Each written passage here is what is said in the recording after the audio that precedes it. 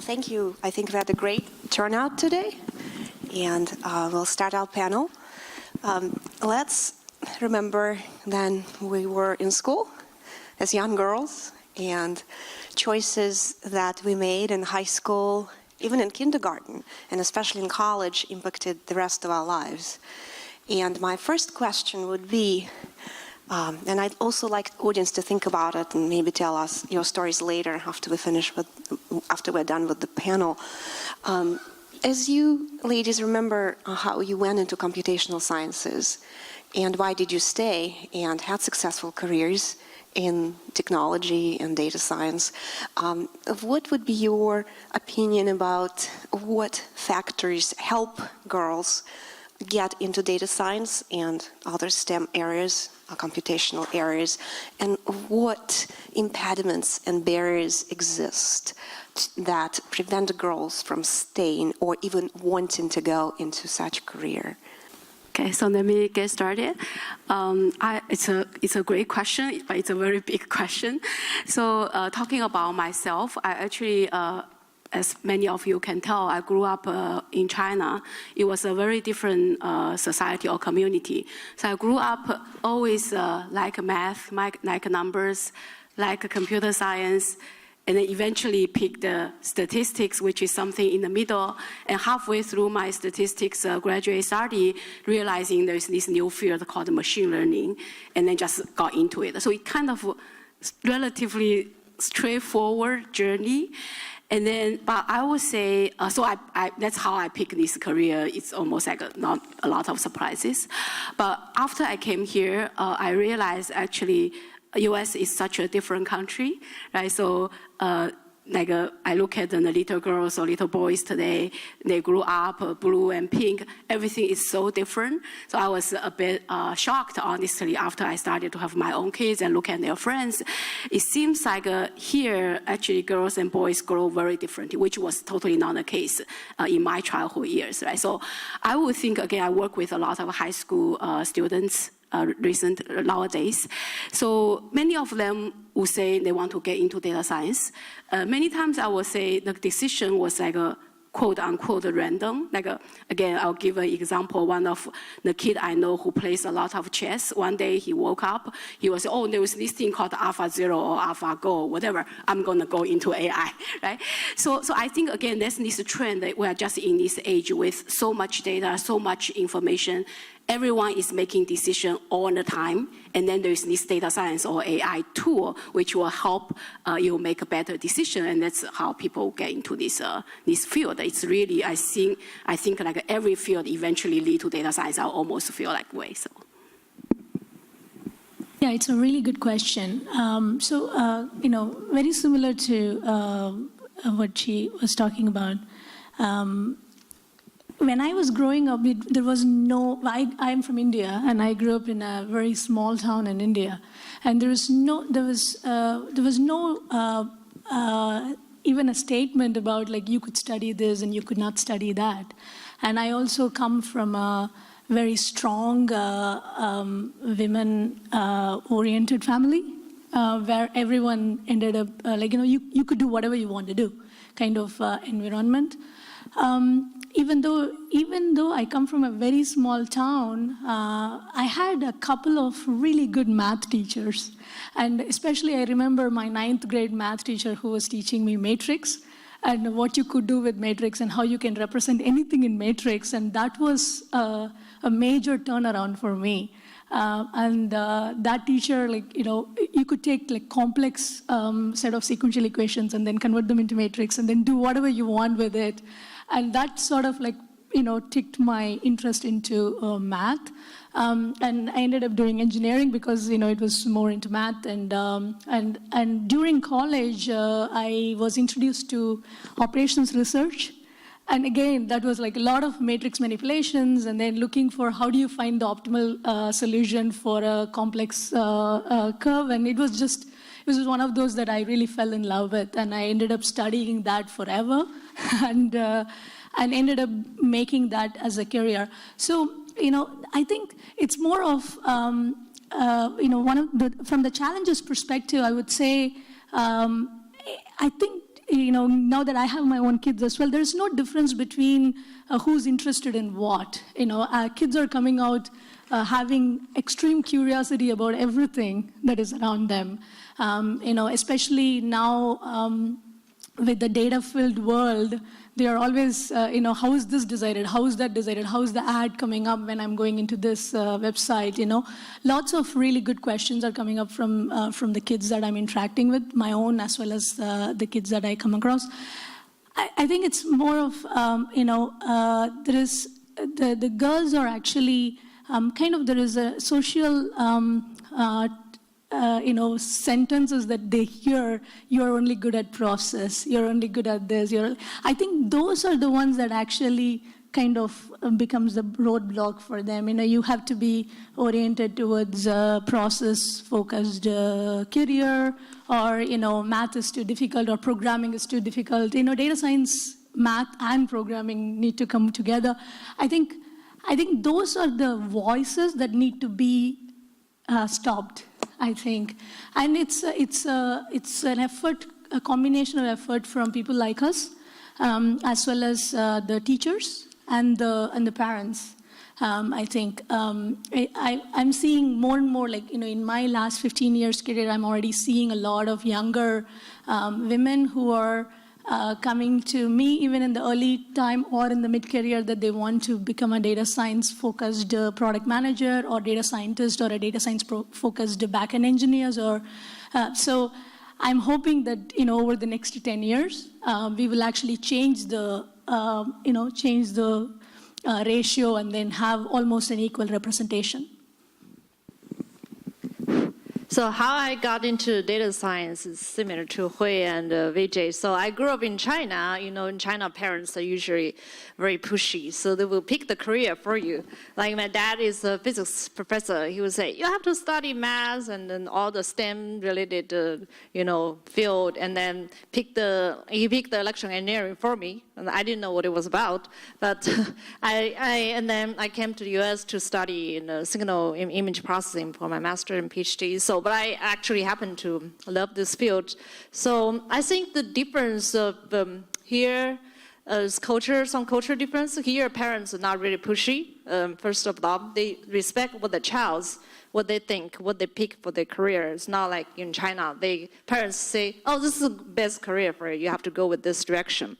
So I think this is a difference here in China. But I think definitely women are capable of doing what other people, what men are able to do. So I just think women maybe lack a little bit confidence and a little bit in the data science field, and they say, okay, maybe I'm not good at math, so some stereotype thinking that I'm not good at math or other data science related technologies. So I think we need to do something to encourage them, like we should have some maybe female STEM student, graduate student go to high school or middle school to give them some talks to encourage them, and maybe have we can do it, posters somewhere. So I think, so we need to break this stereotype or thinking for this a lot of females. I think those are all really great points, and I'll just continue on those lines. I think I see two main challenges. I was an engineer in college, and in high school I was always in kind of the nerdy math groups, advanced math groups, and did some programming at an early age and designed our school's attendance system.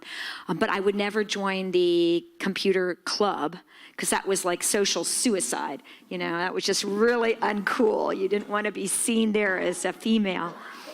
So I kind of gravitated to the arts and did my thing over there. And in college, I started out as just general arts, liberal arts major. And it took a guy who was in the engineering school going, hey, you might like it over here. And this might be a good path, when he heard what I was, doing or what my strengths were. And he actually, so I was kind of weird. I transferred into the School of Engineering. Usually people go the other way. And that was the best thing. I mean, it took one guy, one mentor, and it can be a male or female. So I think the role of mentors is really, really powerful, especially, you mentioned going into the high school and coaching the young girls, having someone they can relate to in any way, shape, or form. That's really powerful.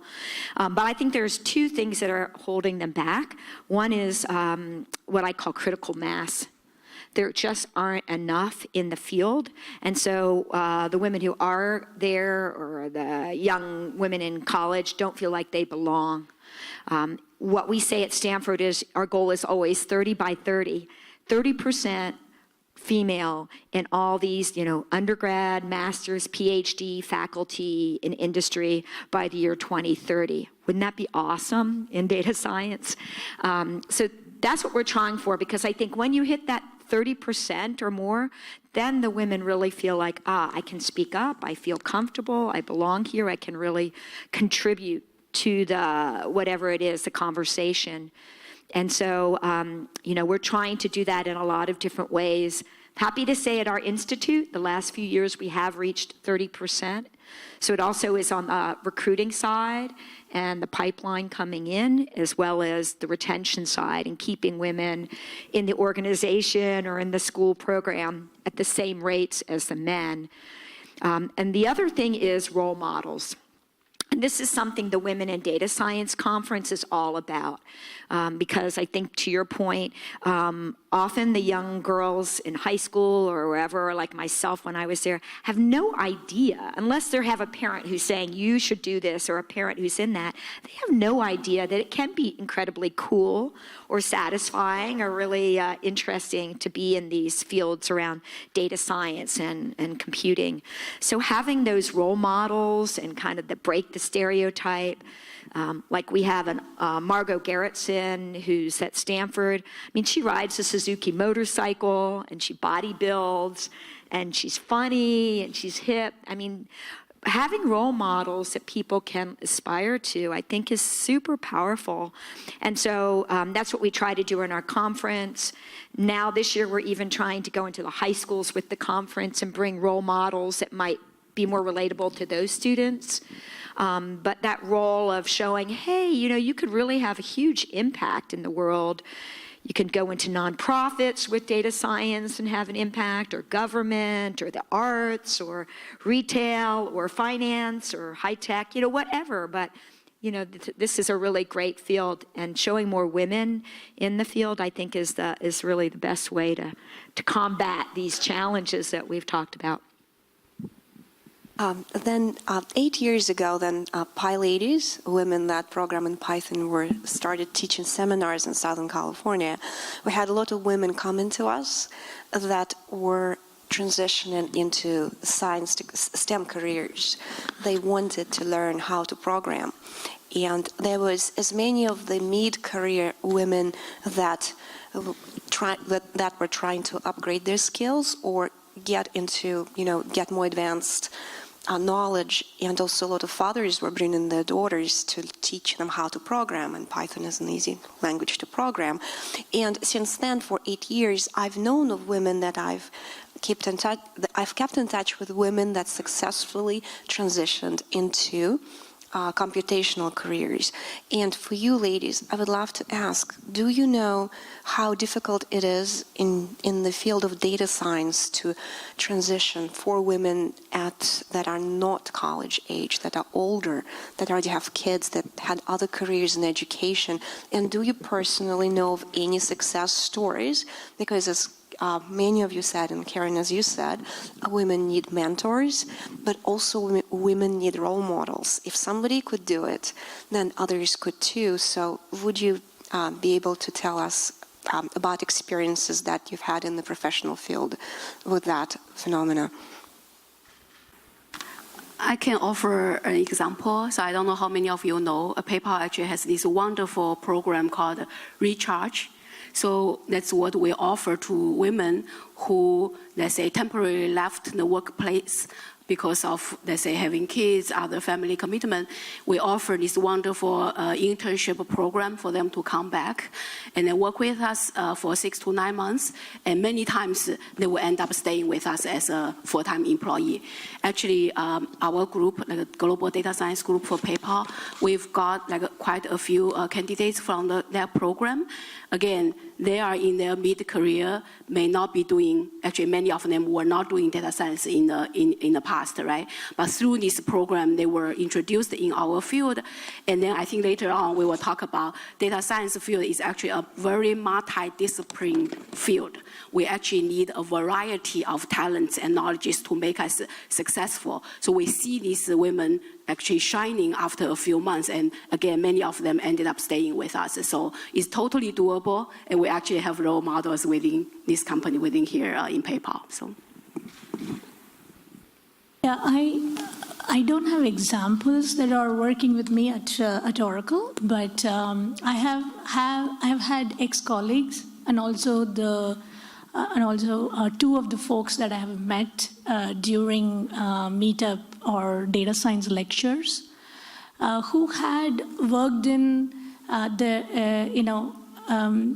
two of them have worked in programming background, Java programmers, and had done mostly web applications back-end development, and they wanted to switch into data science focused role. Still being a programmer, but a programmer for data science focused, data science rich applications. And the other one was a business analytics person in marketing department who wanted to become a data science focused business analytics person. So in a generic path that they have taken is mainly two. One is go for online programs like Coursera or MIT program, as well as San Francisco State University has program, Berkeley has data science programs. Taking those courses, which is usually maximum of, if it is Coursera, it's your own pace. It's like 8 to 10 weeks, and then you can do it and get yourself familiar with certain terms and certain algorithms and be ready for addressing a specific type of problem. And then you start contributing productively into a new role, and then you start to expand from there. So I have seen people either taking the online kind of a role, or the school course, and then transfer into a role. And the second I've seen is, two of them were very successful in going into a startup that had that values their experience in the backend development, backend Java development, capabilities. And then they they went into a startup that was a data-rich startup. So they started to just learn on the job. I think, to me, switching career in middle point is no different for switching into data science versus switching into robotics or switching into, you want to become a UX developer or whatever, right? It's the same challenge. It's just that equipping yourself with certain amount of minimum skill sets so that you can actually understand the problem and contribute productively from the day one. And then so that you can be a valuable member in an organization that is data rich and data science focused. And then, once you start working on one problem, there will be a threat to a next problem and next problem. Data science, any organization, data science is not a one or two problem. There's like thousands and thousands of problems. So you start working on one, you will have a threat to the next and threat to the next, and then you'll start learning as you go. Even though I'm speaking for all of us, even though we are all working in data science for 15 years or so, every day there is a new problem. Every other year is a new problem because you're collecting new set of data, new set of product requirements are coming up, new set of customer experiences and product experiences are coming up, and you start to think about those things from in a fresh manner. So I would say I've seen examples who have done that, and I think we can all do it. I think switching career in general is not an easy job. it needs a lot of dedications and commitment and some. And I think you have to always, be passionate about it. Otherwise, if you meet some difficulties and you may give up or something. So I think it's not an easy job, but the data science right now is such a hot field. So many people want to switch to this field, and still doable. Some people I know they go back to school to get a master's degree. I heard in Berkeley they have some data science master's degree right now. And also I heard one of the physics person, I didn't know him personally, but he attended, so I think in Silicon Valley there's something like one of the institutes, they accept applicants to join them for 3 months training full-time. They don't receive money from you, they just do it. And then you would learn stuff from them, and then they would do some projects with the company, and then you do intern at these companies. So, and you may eventually get into the data science field. So, and it's definitely doable if you have the time and commitment. Also, I was one of the, I joined the big data, women in big data meetup before, and sometimes they have some training seminar sessions. So, and I see a lot of women, like some of them already have the kids, but they just sometimes they want to go to this direction. So they will attend some seminars, all different kinds, and also the online courses. So a lot of online courses you can learn from your own. So there's a lot of resources there. You just need to commit yourself to do it. I know as a woman, it's difficult. Especially if you have kids at home, and then it's a lot at night. It's very difficult. So, and then sometimes I know some people even just not working and then just full-time studying the data science field. So, because I feel like data science field, you have a lot to learn from math and machine learning statistics. So, but I think also data science is a big field. It requires a lot of skills. Maybe I know some women, they just, I have a college friend. I think she just knows the statistics part. So she get into the Walmart doing some statistical analysis and hypothesis testing. There's other people like me, I know machine learning. So it depends on the job. So, I think there's big varieties in data science. So if you want to focus on one field, and maybe, it's a little easier if you just want to do statistical analysis. And so, yes. Yes, you mentioned the Women in Big Data group. I really like that group too, and they have a whole resource section on their website of different classes and online events. They also, I think it was about a year ago, they had an event where I was really impressed by one of the panelists, Sia Ma from Intel, and then she came and spoke at the Women in Data Science conference on our career panel last year, and you can check out the video on our website. But what I loved about Sia's story is that she was at Intel for many years in manufacturing and operations, and she really wanted to make the move over to software and data. And it took her so many years to do that, but she really persevered. And she talks more about it in the video, but that's one great example that I always think about, because, we were all blown away in the audience when we heard her. We almost gave her a standing ovation right there. But it was really consistently asking her boss, asking other people to get on projects that would expose her. So she was doing the training side, and then at work actively trying to be on put herself out there so that she could be in these roles and learn about data science. And then finally now her career has really taken off in software and data science area. But it wasn't an easy road, and it just shows you, just keep at it. You can do it. You just have to really stick with it, and you can make it happen. Also wanted to put in a plug. There's so many great resources online. Harvard just launched some things. Stanford, we have a new Fundamentals of Data Science online. And then in the summer, our institute, ICME, we have 1 week of summer workshops. If you're interested in just saying, is this for me, or a refresher, in fact, it's every day there's some choices in classes you can take. Like one day it's stats and linear numerical algebra. One day it's matrix optimization. One day it's Python or R. One day it's machine learning, and then deep learning, and so forth. And these one-day courses are really people finding them useful to get introduced to the field and see if it really is something that they want to then, go to the next step with. So it's super fun, and it's every August. I think it's the week of August 12th, because that's when there's no classes on campus that week, so we can grab some rooms. Great. Karen, your conference for women at Stanford is very important. Worldwide, you have, I know you've been popular in many other countries that watch you online, and your mission is education. I'm a technical board member of Open Source Vision Foundation, and we have the same mission to educate people around the world, and we have a huge base in countries that have high levels of poverty.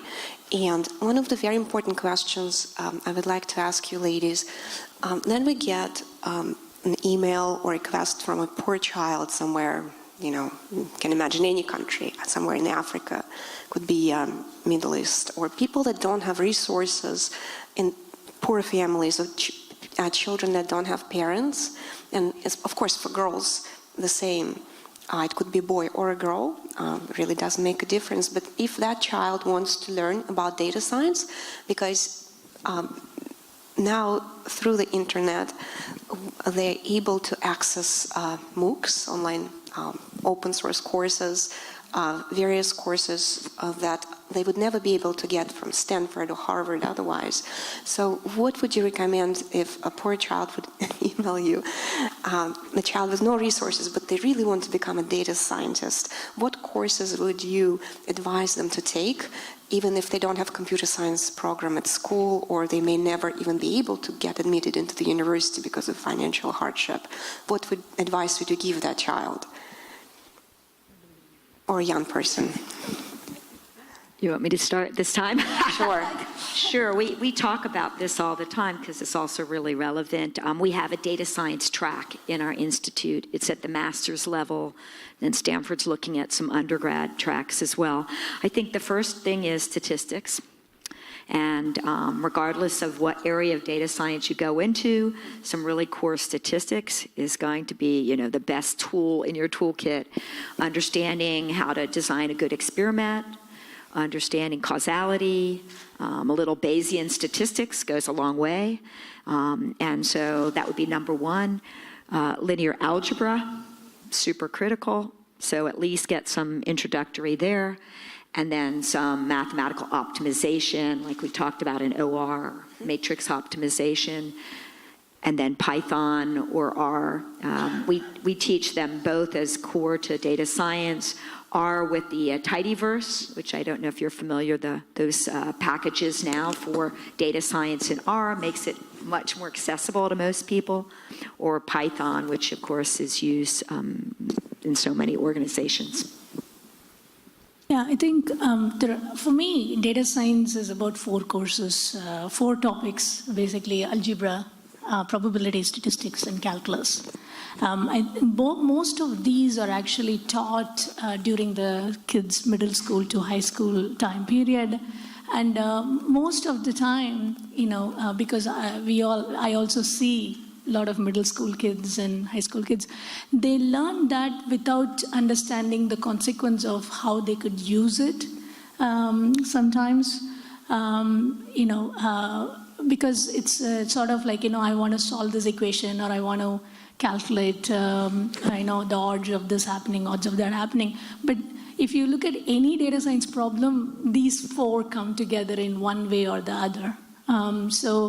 I would basically, like, when I go to school to talk, my kids' school to talk to kids, or back home when I go to meet kids in my university, I always tell them that just focus on these 4. If you're able to find a really interesting topic that you want to latch on to, maybe you're really fascinated with how you can, take any data and then figure out what kind of probability distribution it is.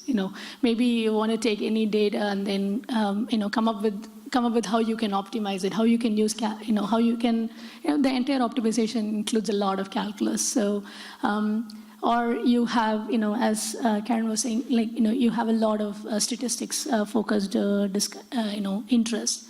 I think once you latch on to one of those, I think slowly you will be able to, once you learn more about one of those topics, then slowly you will be able to feel more confident about looking at any problem and then defining that as the math problem, and then how you can address it and how you can identify the solution to the problem. I think if you do that like a few times, then every problem will look like a math problem to you. So I think that's what you want the kids to be starting to think about, because by the time they are all going to be as old as me, they're going to have a ton of data. And they better have a handle on how they are going to consume the data, how they are going to conclude something from the data, and to make sure that it is for good for themselves as well as it's also good for the society that they are living in. So I think it's very essential for the teachers to encourage kids to be interested in math topics, because it is going to become a way of life. I have something to add. I mean, these are all definitely essential and important skills any data scientist should acquire and should learn. There's one more, which is really about the data. So when we say data science, there is no data, there is no science, right? So I'll give an example of what I meant. Again, any little kid. So sometimes can go back to the basic and actually get a lot of learning from there. My high schooler did a summer project, which is about topic modeling, like natural language processing for a medical field, some topic. And then after the summer, he was to write an essay about his experience. And then one thing he noted was, I didn't know, I thought I would be using Python, fitting this model and that model. I ended up spending 80% of the time massaging the data. Right? Sometimes simple things, print out the data and look at it, right? To make sure your data is right. And then again, every step having the kind of discipline, making sure the data didn't get distorted somewhere along the way, right? So this is sometimes, again, very basic, but it's very, very important. Again, once the data is informed, it took him like 3 weeks to get this model out, but again, a lot more time spent in massaging the data. So I would suggest any little kid around the world, think about the problem you are going to solve. You still need to develop intuition about this data. Again, there are a lot of tools to help you, algorithms to help you to develop, but at the end of the day, to solve a good problem with data science, you still need to have intuition with the data. And then this intuition is built sometimes by some very basic things, just looking at the data itself. So.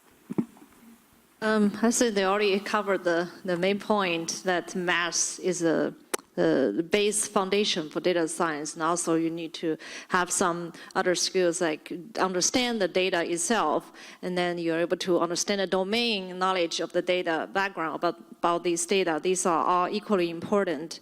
And one thing about the poor children to go to this field, I think like my parents' generation in China, they were very poor, but my dad was really good at math because he learned all these. He really loved that math, so he learned a lot of things by himself, reading books, just books. There was no internet at that time, so he looked at the books and then would solve the problems, when he has time. He even had his parents ask him to go sell vegetables in the market, but he would always.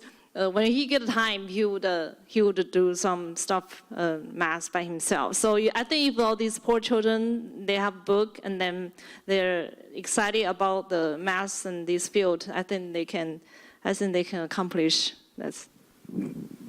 Thank you. So let's talk about protection of our jobs in software development for everyone who is here. I know ACM. We have fantastic engineers and really thousands of people that are in STEM careers, various jobs. So for the engineers that are not yet data scientists, do they have to acquire the skill of data, of being proficiency in the data science world? Do they have to learn to protect their jobs? Because one of the biggest questions that we get at the ACM and other organizations is how do professional software developers keep knowledgeable and relevant and employable, and keep being employable. As we get older, it's harder to maintain our jobs. And as ageism exists for old engineers. That's the case. And so let's talk about how important is that skill, and do they really need it, or they can get away without it? Yeah, I can start this thing. I think I work with a lot of software engineers. I'm in product management, but I work with a lot of software engineers who are extremely good in back-end development as well as the UI development, and they have been doing that for almost 10, 15, some people even 20 years. For them, I think the way because if every data-rich application is going to be developed by only those engineers who are data science experts, we will not have any application. Because if you look at every application, every mobile app, even if you take any app that we use as a consumer, which are using data about where you are, what you're doing, where you're heading, what you have done in the past to recommend you stuff, most of those features are actually developed by people who are learning on the job, actually. Similarly, like the team that I'm working at, I work with who are fantastic, architects and fantastic UX designers and UI developers, backend developers, tech experts like blockchain experts and ledger experts and security experts. But not all of them are data scientists. But it's people like it's people like me and Hui and rest of the panel. We actually take effort in distilling the problem, data science problem, into the set of problem that experts like the rest of them could come in and contribute and develop that feature. So as a software engineer, I wouldn't say that they have to really be a data science expert to work in data science focused application, but I think they just have to be having the passion to learn new things. It's not going to be, doing the ETL of the data, store the data, and then forget about it. It's going to be more of how am I going to transform the data, how am I going to prepare the data, and how am I going to run certain open source libraries, or how am I going to even develop an algorithm from scratch. As long as they have interest in learning those, I think it's a very smooth transition, I think, because having worked, given that I'm working with that kind of a team, I have not seen a single instance where, I have never heard of this and I can't do it. It's like people just jump in because it just, the logic is based on data science, and they've always programmed logic. They've always, software engineers, if you give them a logic or they come up with the logic and they've programmed it, and we're just saying that the logic is going to be based on the data ML AI pipeline. And as long as you are defining the pipeline well enough, I think it is a very smooth transition for software engineers. I have a slightly different perspective. I think that for two reasons, it's great for all engineers to learn data science. And it's interesting because I was just at a holiday party at Stanford, and there were a lot of different engineers there from mechanical engineering and computer science and geoscience and you name it. We had a really nice gathering a few hours ago. And I asked some of them this question, actually. But basically what I've heard, and heard this consistently, is that it's just another tool in your toolkit. It's really valuable to have it because there are some situations these days where it might be that you would want to use your data science in whatever you're doing, and it will just enhance your work. So for instance, I talked to a biomedical engineering person who said, they're running big simulations, and they're pretty costly to run on, GPUs at Stanford. And if she can use some machine learning in small modules to work on small pieces and help her to speed up her simulation, that's awesome. So of course she wants to learn these latest machine learning or deep learning and data science technologies because it can just enhance her work. And why wouldn't she want another tool in her tool chest? I also think some of the people who may be software programmers or software engineers, you're going to go up the ranks, and sooner or later you're going to be managing a team, and you may have some data scientists on your team. So makes sense to learn that, at least the basics, so that you can ask those critical questions and you can really, be involved enough to guide a team that may be very diverse and include some data scientists as well as other types. So I think, it just makes a lot of sense to just keep going on learning these new technologies and new application areas as much as you can. I agree. Like I say, again, just nowadays, because there are information or data everywhere, everyone is making decisions all the time. So most of these can be formulated as a data science problem. So I think there will be more and more become a general tool everyone can use, right? So I talk to psychologists and whatever. Almost everyone I talk to, they can build some model in the world, right? So I think last week I heard even astrophysics, they started to use model to predict where they're going to find the next star, things like that, right? But yeah, exactly. Lisa Weschler spoke last year at WITS, and she's doing amazing work with that. So I want to offer, again, these are totally, I think that's the trend, and thanks to the advancement in academia and in big companies, this machine learning skill is going to be more and more available to general public. So enable everyone to use data science as a tool in your job, in your daily life, right? So I'll offer, there will be areas like the area I'm doing in PayPal. It's highly specialized. And for those areas, we actually will be looking for specialists as compared to generalists. So I'll give this example like PayPal risk management, right? So again, in every day, let's say, I'll give an example. Let's say I need to predict if it's gonna rain tomorrow. So usually I say there's 1% chance. I can build a great model, deliver a 10 times better performance. I can predict, okay, someday we'll have a 10% chance of raining. But it doesn't really change my life that much. Maybe, will I bring an umbrella? Maybe still not. 10%, 1% is not that different, right? But in PayPal risk management, this is day and night. This is like a huge, huge difference, right? So any 1% difference in a risk management or fraud detection world means millions and millions of dollars for the company and millions of people, good people, they might be suffering a bad experience, right? So in areas like those, we actually are looking for specialists, right? So to train a good fraud detection machine learning solution, I need the best engineer who can actually tune those hundreds of parameters for my deep learning model. And that's the specialty. They are trained and they are doing this day in and day out. I have other people who will be doing statistical analysis, looking at the A/B testing or whatever. So anyway, so in my field, actually, we are looking for specialists instead of a generalist for special education like fraud detection. So there will be two ways this area is going to grow. One is more broad and one is deeper.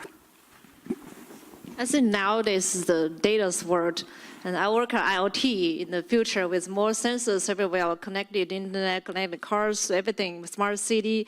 We have tons of millions, billions of data every day. I think every field will get involved into the data itself. Like my husband works on NVIDIA, he's a software engineer, but he still sometimes have to look at the performance of the GPU and then study the data and then see how they can improve their GPU. And for other fields, even mechanical engineers, if they go to the field, look at the machines, and if they monitor the data of the machine, how the machine is running, working, look at the trend over time.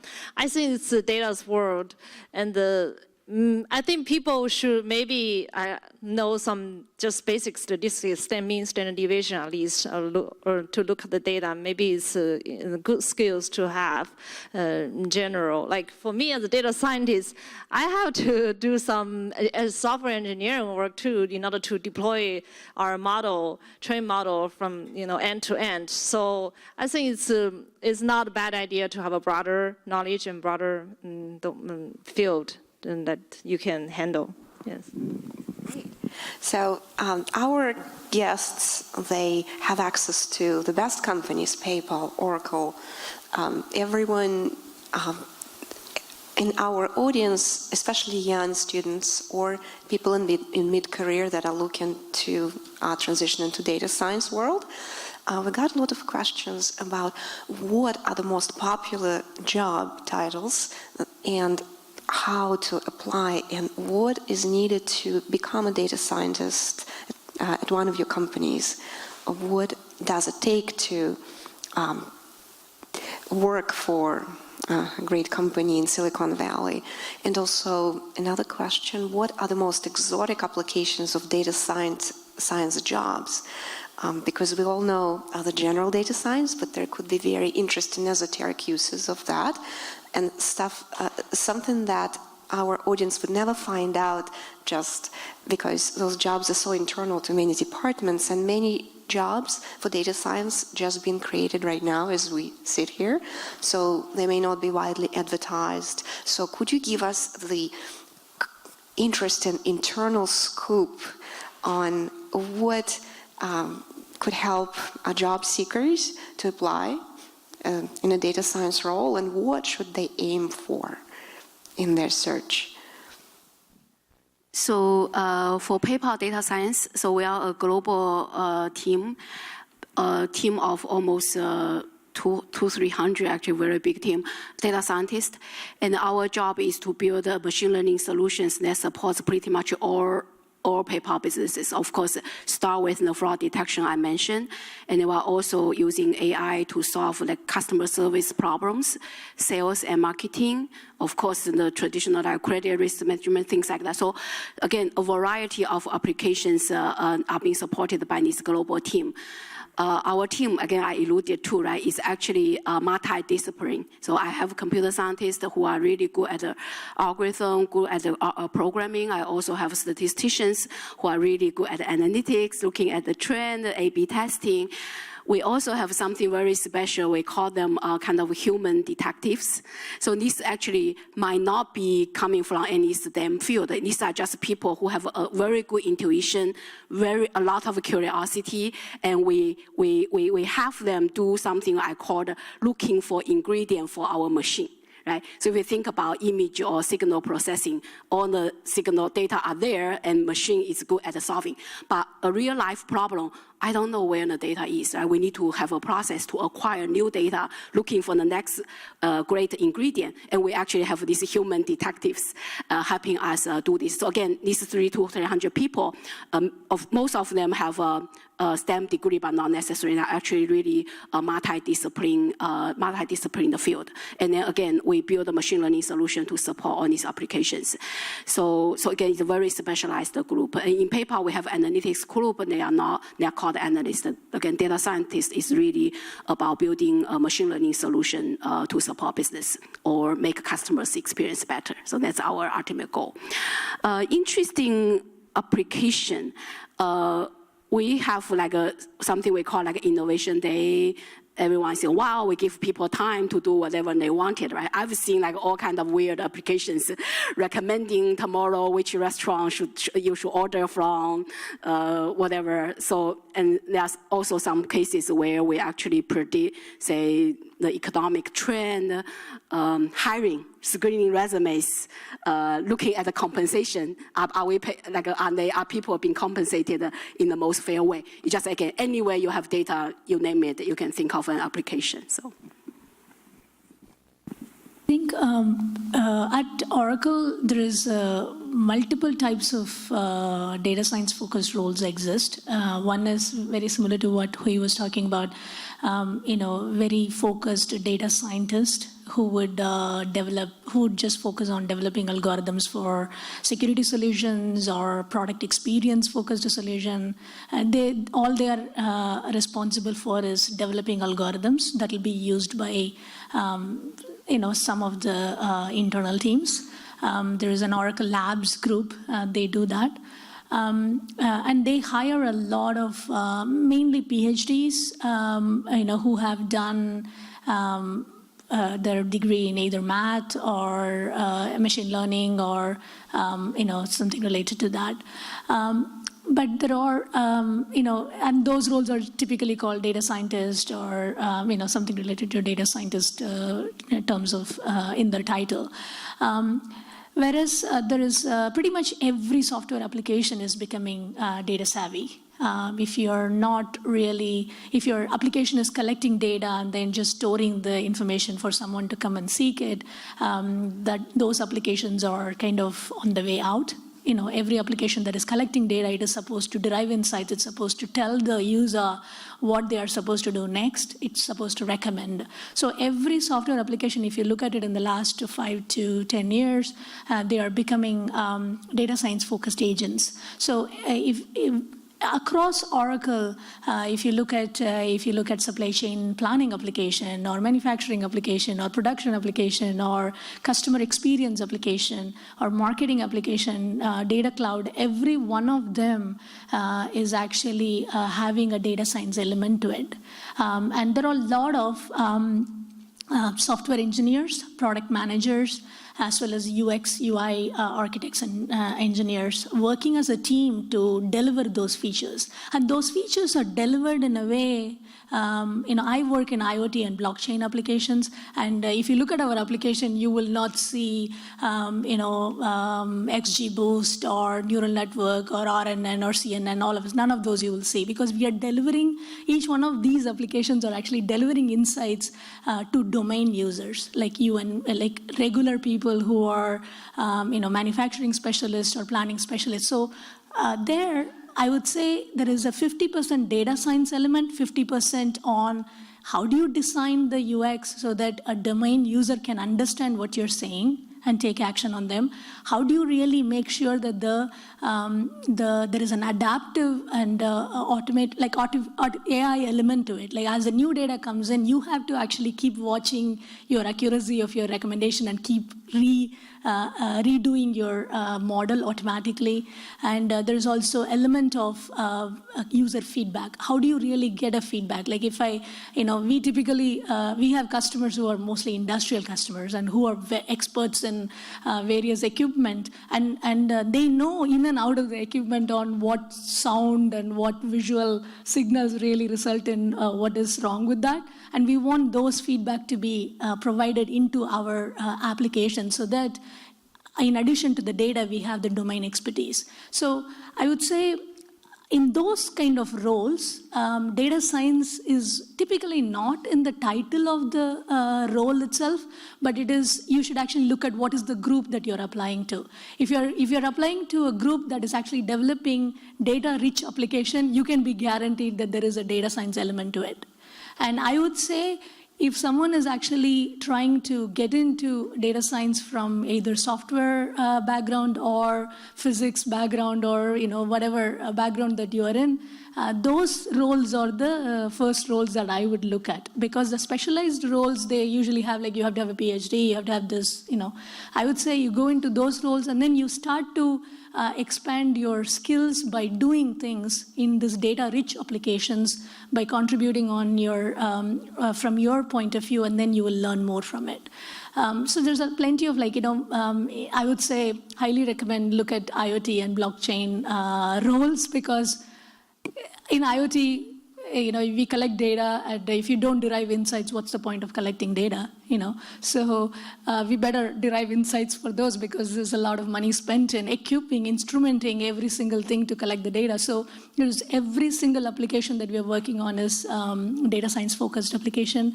Blockchain, again, the same thing. How do you really store, while the data is stored in the individual distributed ledgers, how do you really develop a model that will actually take into account of this individual data and then still provide the most valuable insights? So these two emerging fields, if you look for any jobs there, I guarantee that you will have some element of data science to it. So there's a lot of open positions as it's called Java developer or backend developer or UX developer, but it has, these groups generally have data science element to that. I work on the industry IoT startup company. Startup usually we have a little bit, I feel like we have a little bit more higher requirements compared to big companies. We want somebody who is able to have some good experience and come to company, contribute stuff right away. And when we interview people who would have we have 5 data scientists right now. We have one person asks coding, another person asks math, another person asks machine learning. Not just know the machine learning, you have to know the real background, the deep knowledge of each algorithm, like S3, for example, at least 3 algorithms. Some ask about the use cases, and how do you solve what's your problem solving skills. So we basically assess every single part of the data science field. So I think it's definitely another easy interview process on my work. So, and we deal with industrial IoT, we deal with a lot of time series data, and we deal with a lot of images. So, and our customers, a lot of manufacturing companies. So we also have to have a good understanding of the domain knowledge to start with. So, so if you, and also as a data scientist, with why we assess coding, because we also at the startup, you have to do a lot of engineering work to we have our own software. We need to know how to use it and how to deploy our models there. So basically from software to all the data science knowledge, and it's basically required here. But I think the startup is good that you get to know, exposed to a lot of more things, and you may have all the gain more skills in the startup companies. So not just in a specialized field. These are all great ideas, and I would just summarize 2 big buckets of data science if you're looking for a role. And I heard this 2 years ago, actually, at the Women in Data Science Conference. There was a workshop that Emily Glassberg-Sands from Coursera and Yael Garten, who's now at Apple, they led it on careers in data science. And they did a fabulous job. I have the handouts. If you want, I can send them to you. But basically, they divided it into 2 parts. The data scientists who want to be focused on decision science, and those who want to be focused on data products. And it's really good to think through which of those big general buckets you're most interested in. The types of skills that you need are different. Your end constituents who you're working with, like for decision sciences, you may be working with some humans, some groups that are trying to take action based on your insights or your predictions. So you have this really, human interaction all the time. Versus if you're building a data product, you're working with a different type of people, and also you're working with machines to really implement something that will have a long lifetime. The cycle of your projects is very different length. You might be much faster on a decision sciences project, whereas if you're building a data product, you may be taking months or maybe even a year to get something that's really solid and in production. And so the worksheet that I have shows even interview questions that you might want to ask, so that you can, suss out what kind of job it really is, and also questions that you would ask yourself to try to answer, which of these different areas would you be most interested in, and ultimately be more happy in a role in those types. So I just loved how they divided into 2 general categories, and like I said, happy to share more about that handout later on. Fantastic. Thank you, ladies. We are going to do just one last question, and I'd like to ask you the question, and then I would like to thank ACM volunteers. But while you think about how to answer, so my question to you is for you to encourage girls and women to apply into data science field and STEM field, for young girls that are thinking to choose such careers, and for women that are fighting to stay in the field with various obstacles and difficulties that they're facing. What would be just one piece of advice that you would give to girls and women from your heart to encourage them to stay in the field and for more women to come into the field? And while you think about this, how to answer, I would love to thank very special volunteers of the ACM that are here in the audience, and I'd like to ask them to come up here so we could give them the round of applause. We have Liana, is on the back there, and Liana, come here. I see it. That's how, please come. No. I see Michael, I see Bill. Please come. whoever wasn't called, please come, because I forgot my contact lenses. I can't see your faces well. Please come, and because of you, we are able to support women worldwide. Those are unpaid volunteers who spend their personal time organizing events, and they put their heart on the line to make sure that this is possible. And because of them, thank you for writing the questions. SR here wrote the questions. Liana wrote the questions for us. They were working so hard to make this happen, and only because of you we're able to be here today and help girls and women around the world to succeed in STEM careers. And thank you so much. I'd like to give you a round of applause.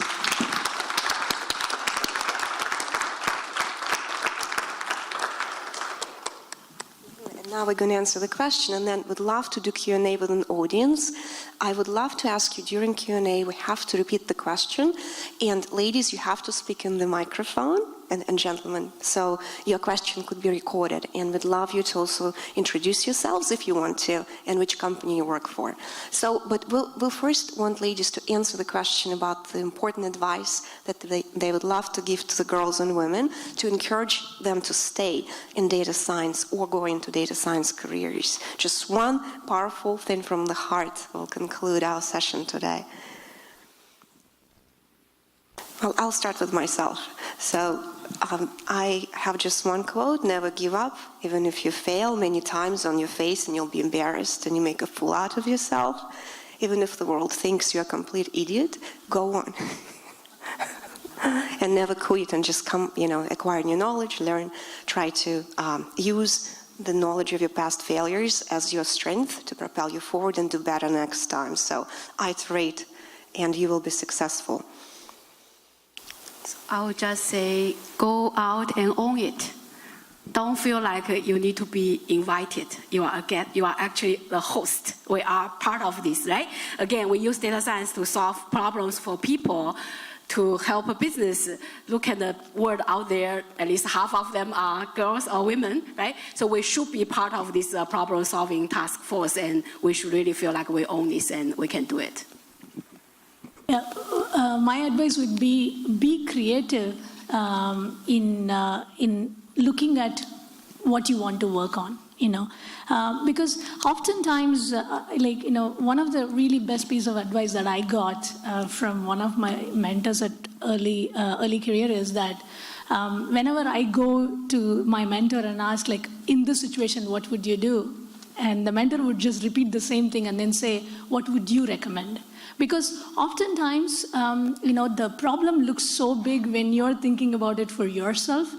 But so this is something that I repeated for myself. If in case someone comes to me and then say, this is the problem and how will I solve, you become a lot more creative in coming up with solutions, because you're not really bogged down by all the hidden unnecessary constraints that you kind of drag along as you go, So I would say be creative. It could be about transitioning into data science. It could be about identifying a particular problem that you want to be working in to be more engaged in your career, or it could be about just simply balancing life. Life has so many facets to it, right? So sometimes you're pulled in multiple directions, and just be creative.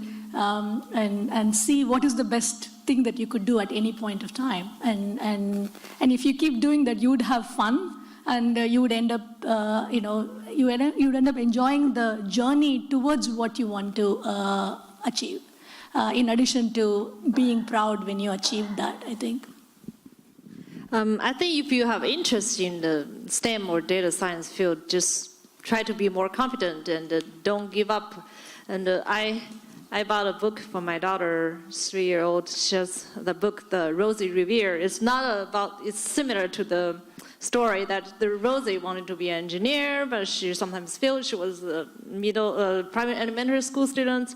She's trying to be, her dream is to be a big engineer. But then she failed in a lot of stuff, and then her great aunt came in one day just saying, I built the airplane in the World War II, so women can do it too. So there's no difference between men and women in achieve something in the STEM fields and this data science field. So I think if you have this dream and just don't give up, just keep going and be more confident in yourself. Yeah. I love that theme, and I also was going to say, don't give up. You can do it. What I would add to that is you don't have to do it alone. And so I think sometimes women feel like, oh my God, it's all me, I have to do this. And it's okay to ask for help and find those people who can support you, build that support network, whether it's family or people in the office or a mentor or whatever. Really, that's okay, and that's actually what a lot of people do to succeed. So don't feel like it's just you against the world, and at the end of the day, you're going to have some tremendous impact, so it will all be worth it. That's what I like to say. And also join ACM and other organizations so you can have a strong community behind you. So let's do a Q&A. Raise your hand, I can pass the microphone, that way your question can be recorded.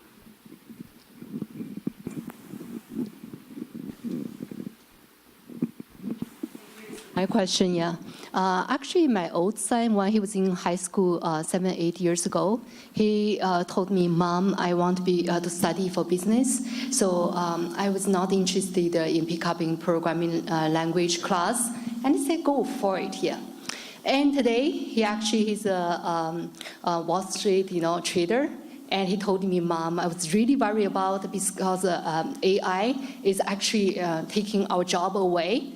And so my question is, should we pass to our case today as, this data science is kind of like a mandatory skill for the young people to master, or at least get some skill at a certain degree? Yeah, thank you. It's a really good question, actually. The data science, even though today it's a specialized skill and people study as a separate course, to learn, to at least become the specialist that Hui was talking about. You start to see, even if you look at the university programs, you start to see more and more electives, at least, are being added that focuses on data science. And you could actually, I was recently talking to a few, looking at the program and talking to a few professors, and they were saying that they allow accounting department students to go and take decision science courses as electives. And if you're a finance, then go and take, decision science or data science courses. So I think slowly, I think every graduate who is coming out will have some basic understanding of if I'm thrown a bunch of data, can I at least come up with what is my data science focused business goal? And how do I validate that goal is going to actually result in a certain level of return on investment? And I need to solve the problem, take the data and solve a problem to derive that insight. I think to some extent they will come out with that, I think. But over time, I think it is going to become, at least the generalist data scientist skills are going to be spread across most of the engineering field as well as the finance fields, I think, because even now, if you go into finance has always been a data-rich field, but even other fields are becoming a lot more data-rich. We are talking about, we both are talking about industrial environment where there used to be data, but no one used to look at it for a long time because it's too much to look at it. So I think even those folks are really becoming more they are needing to look at the data aspects of it to really make an impact on either the top line of their business or the bottom line or both, right? So I think slowly we will see, at least the leading universities are already encouraging students to look at cross-department electives, and it is going to become imperative for everyone to learn these skills. And slowly, as Hui was saying, generalist will become almost all of us. Everyone will become generalist, and then there will be specialists who are focused on specific things that they will keep inventing, I think. Yes, at Stanford, it's really true. We're looking at data literacy and how we educate all students as well as all faculty and researchers to understand the basics, because everyone is solving problems using big data, basically. And so how do we roll that out? We're looking at all sorts of programs, and how do we support it with computing resources, and how do we create these avenues for, like you said, degrees that are joint degrees with any field, NCS or in data science. We're really looking very closely at how we do that, because we think at the end of the day, everyone coming out needs to have those core data literacy skills. Another important idea that I'd like to notice, and I'm a technologist of many years with lots of experience, but also I do business as well as a technology executive. So I had to continuously educate myself in various disciplines, so continuous studies, continuous education for someone who is going into, for example, first become a generalist in data science and then becomes more and more specialized, but that specialization will come from understanding what jobs are available and what teams can you work with. Right now, we're a global market, so in global market, your children will work with many countries. Right now, I work with China and Japan. And I've been faced with having to learn Mandarin, and I'm learning it, and it's really hard. It was I love it, it's a beautiful language, but I have to do it now. So soft skills are as important in your career advancement as your technical skills. And for the girls that are really excellent at communication, also boys that have to learn that skill, advancing yourself in soft skills is one of the very clear indicators of how well you'll do as a child or as a young person in your career. So that should not be disregarded as well. Sometimes we have very limited educations where we only focus, for example, on STEM. But the wider range of education in various subjects could be also be very helpful in advancing the person on a social level. Other audience questions? This fan first. Thank you so much for sharing your experience. Very insightful and informative.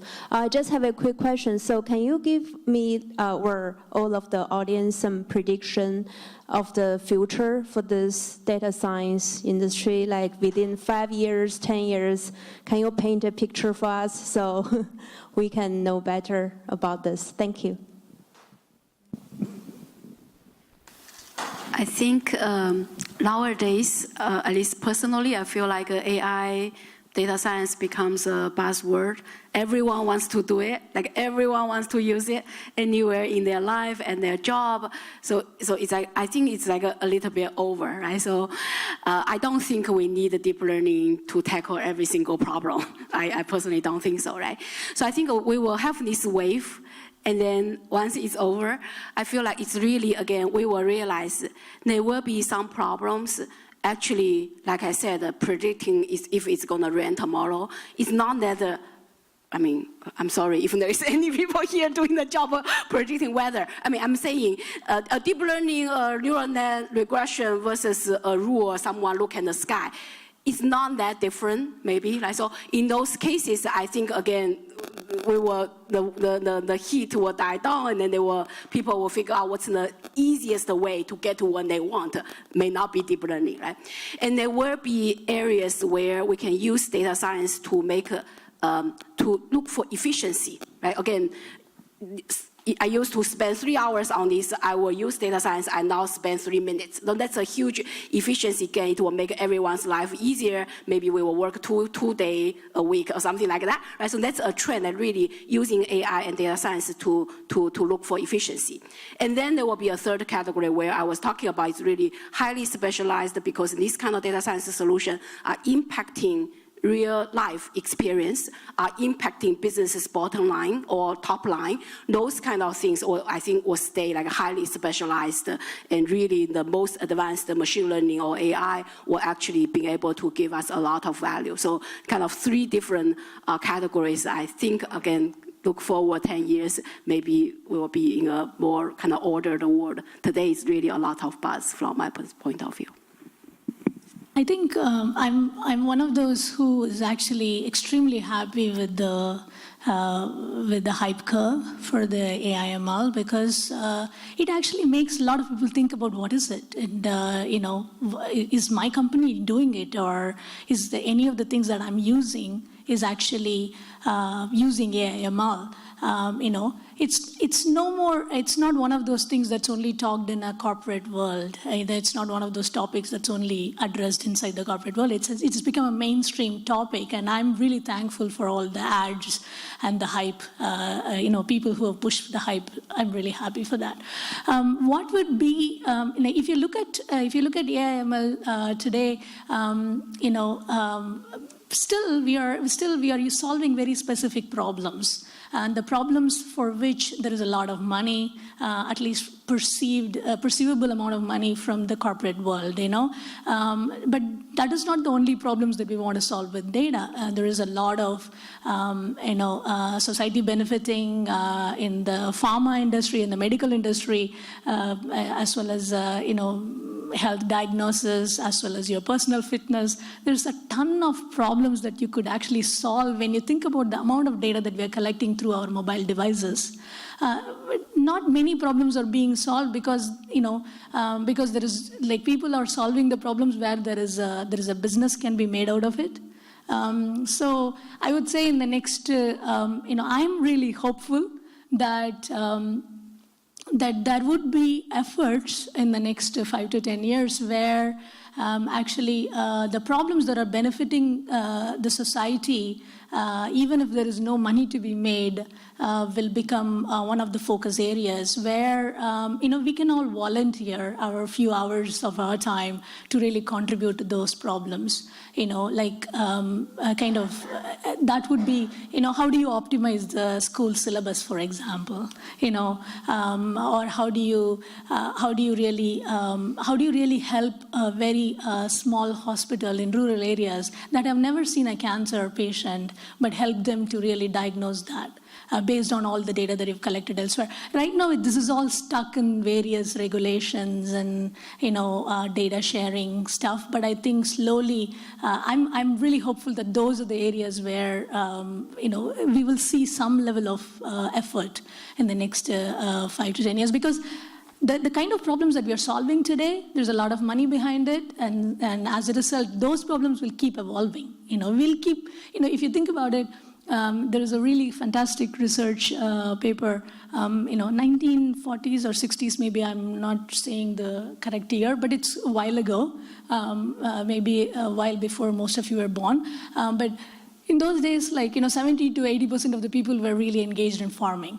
And if we have told them that, hey, we'll only have less than 20% of the people in farming in 40 years, they would be like, what are we going to do? But none of us are sitting back and relaxing on our couch. We are doing stuff. So I think as a result of it, I would think AI, even though AI is taking over some of the other jobs, there will be some new jobs that we will all be engaged in, I think.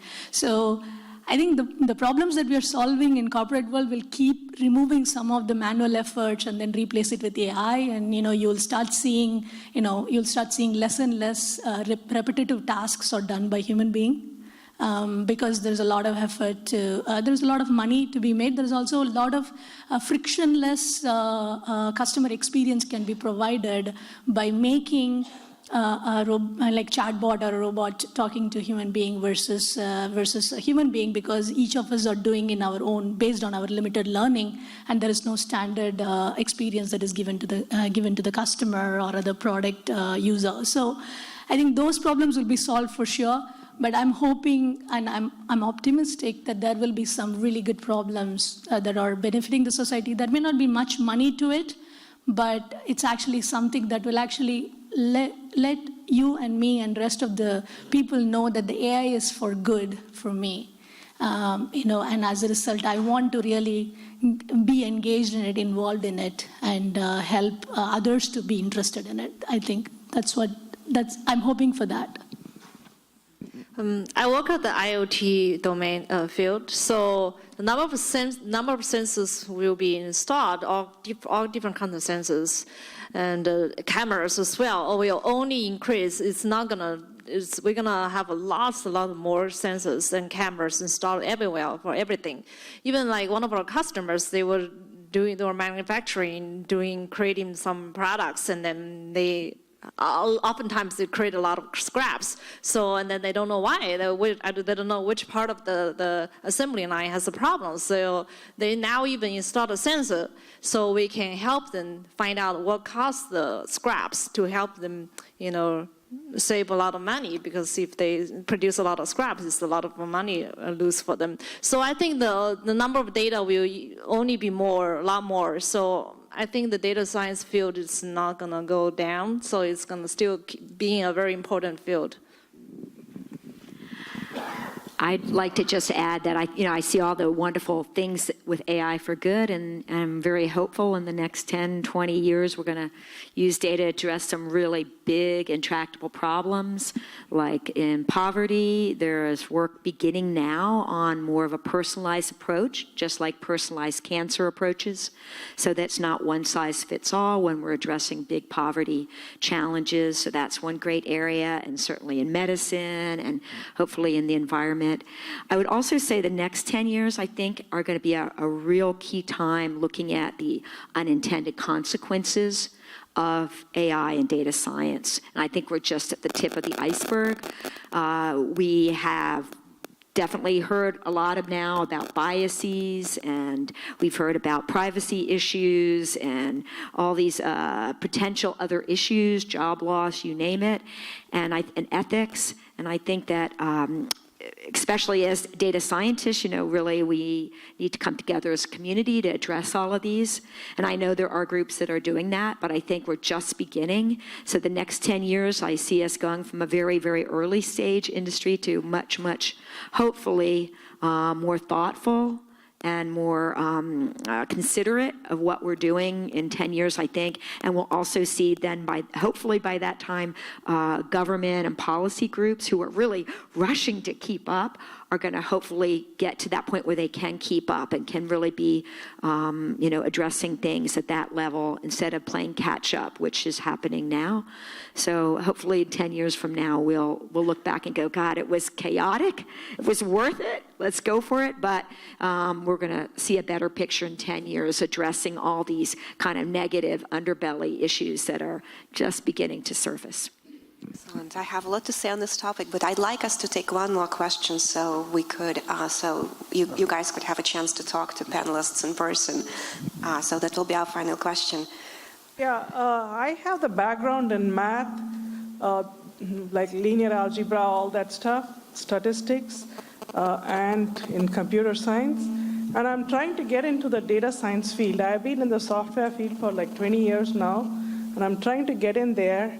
What would be your best advice? I heard something about like a 3-month course or something. I would like to know more about all that kind of stuff to get into the data science field. What had happened was, like, I started looking for a job. With all my qualifications, nobody would even touch it. All I was getting calls for was for a site reliability engineer, which was what I was before. And but I don't want to give up on my dream of becoming a data scientist. So I went online and I was looking, and I saw that people said that you have to build your portfolio.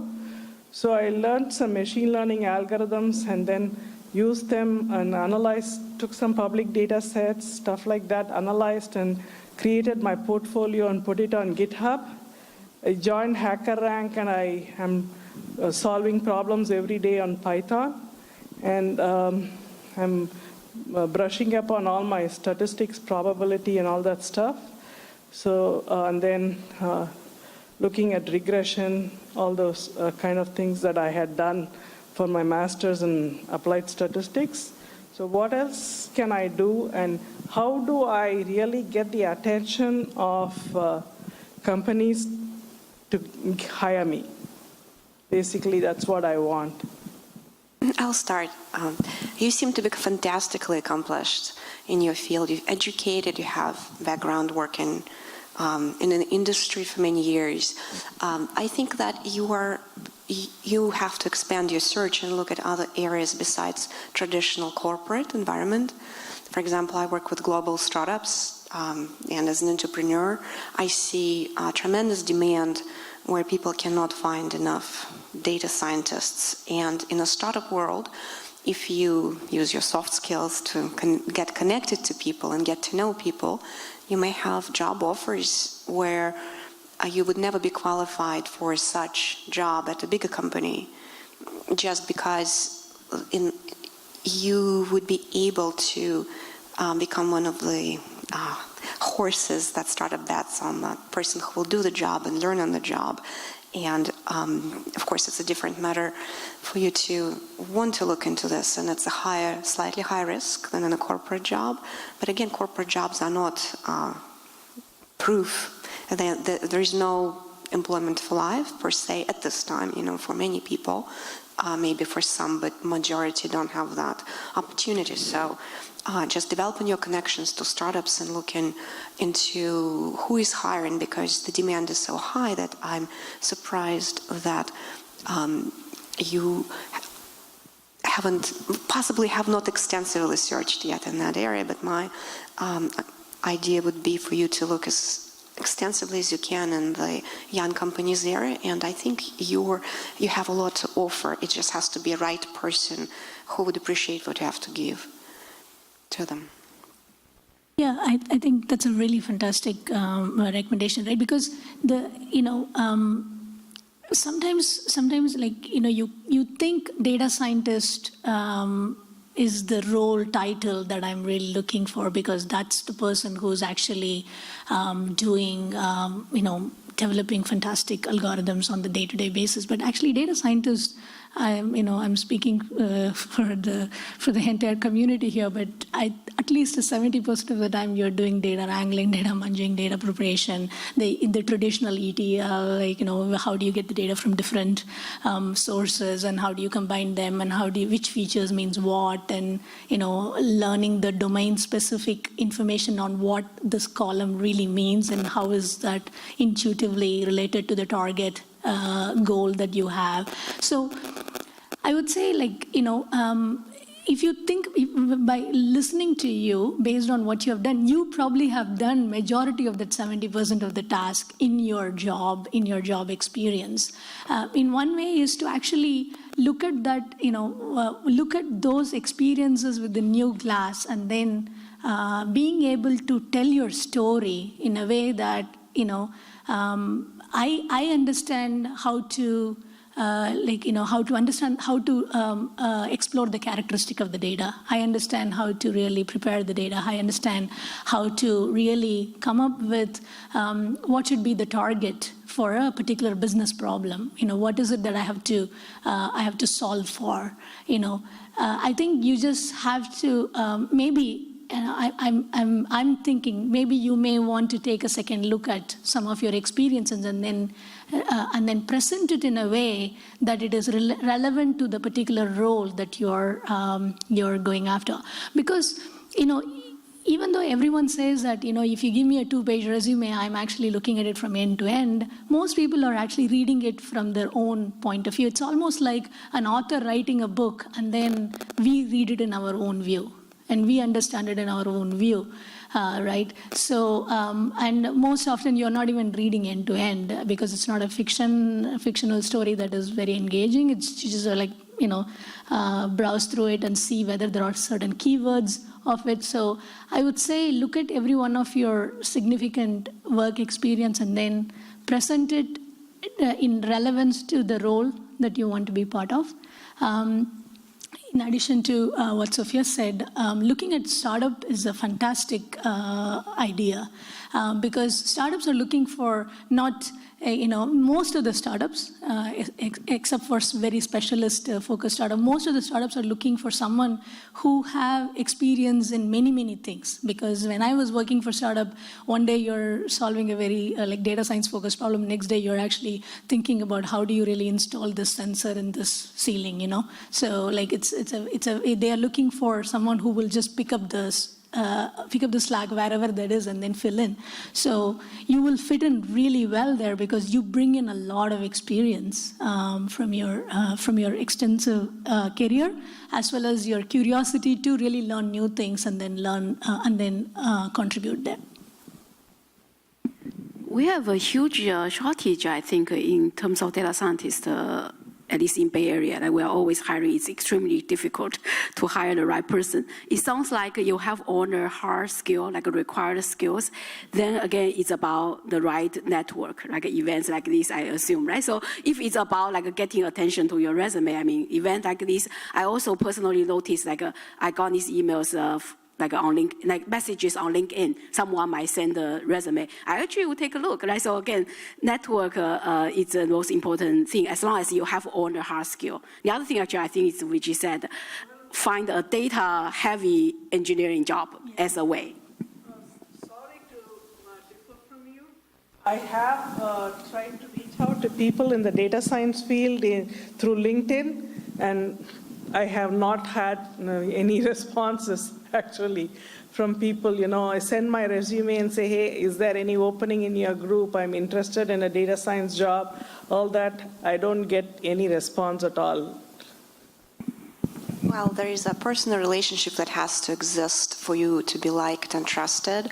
I get a lot of requests on LinkedIn, people offering various things and resumes, and the trusted network that you can form in person, and most of the business is done in person, and a lot of startups would not advertise certain jobs, so you have to kind of get to know people, and then slowly, by doing something to maybe contribute to the community, for example, joining a group that needs volunteers, and I know it's hard to do than you looking for a job to contribute to the community, but in the end it pays off because then you need something, community would step up because you showed yourself to be a contributor. So many people, they tell us volunteers, they say, why would you do that? That's a waste of your time. You should focus on your business, on this other things, on your family. But in the end, the network that you build through helping others would pay off unspeakably. It will be really the only way I see, because you can't, cold call is really hard. You could do it through recruiters. If you were to meet a good recruiter, they would do that front end for you. They would call people they know. They would be able to market, like you guys said, and sell you well to someone who needs a person of your competency. So I would also recommend that. A good recruiting firm is worth gold. They could be very powerful in placing you to the right place, because again, a lot of stuff is not advertised. It's an in-network that has the information, but usually it's not disclosed to the outsiders, and that's the best kept secret in tech. That to get employed, you need a network, especially to get a position that you want, not just something that would be offered to you. So I would say that if you think of that and maybe talk to people that have connections and networks, it's never late to start. So I would recommend that look into even joining ICM would be great. We get a lot of requests for jobs. We get all the time companies, right, send us announcements saying, I want this type of engineer. So again, helping out, organizing team would also get you exposed to more job offers and a network that could help you. Yeah, just to add to what Sophia was saying, right?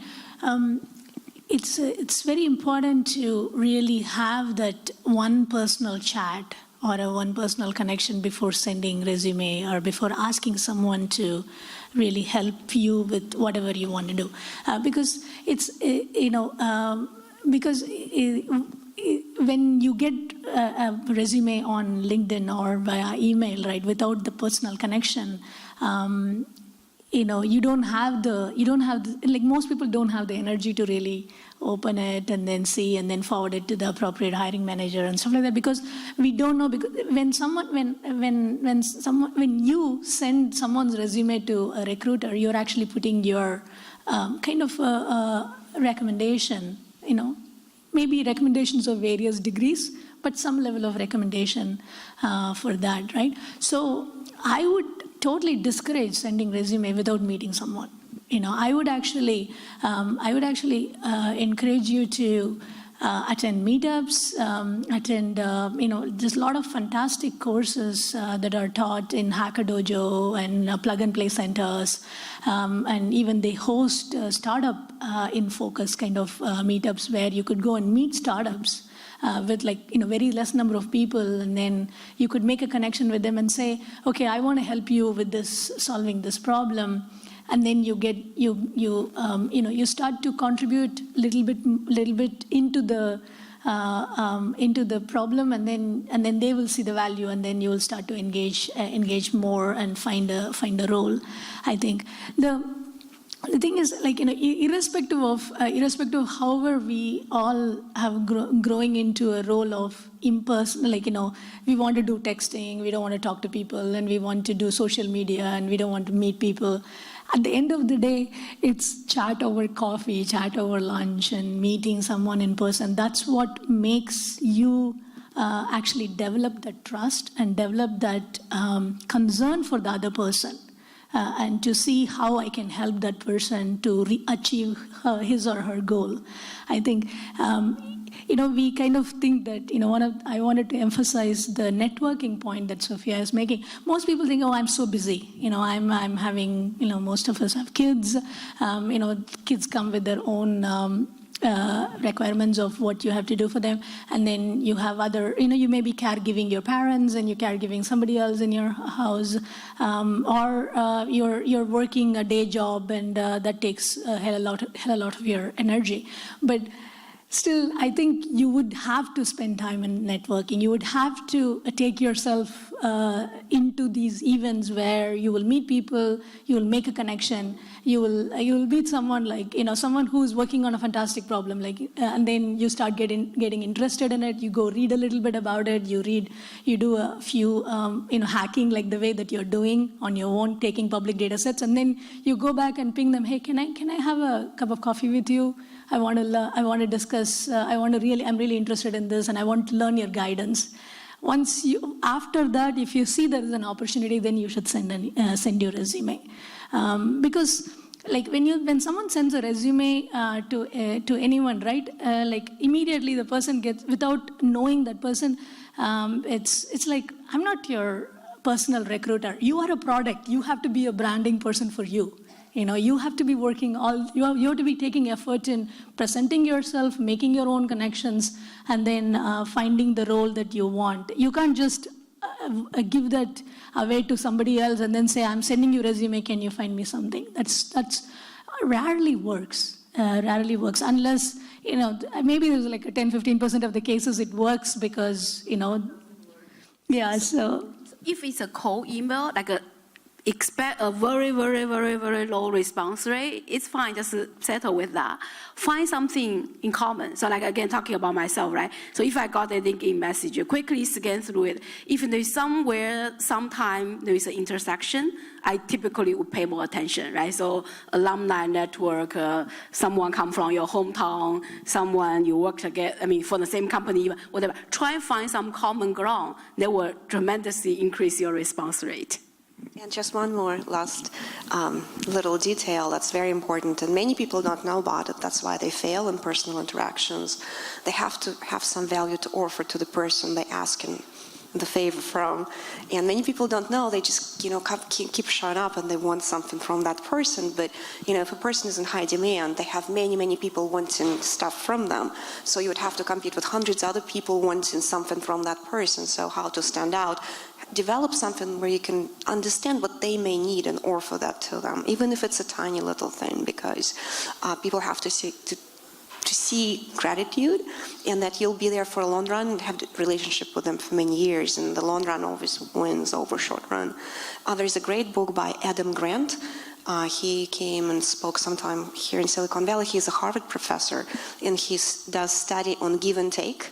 And the study was who wins in life, people who take more or people who give more. And that's, I'm not going to betray the secret of his book, but it's a great book to read for somebody who is looking to understand the finer dynamics of complex interactions with people, and especially advancing yourself in various fields. Okay. Well, I'd like to wrap up the evening. We've gone a little bit longer, but a lot of people have stayed and been very interested. Please offer a warm round of applause for our panel.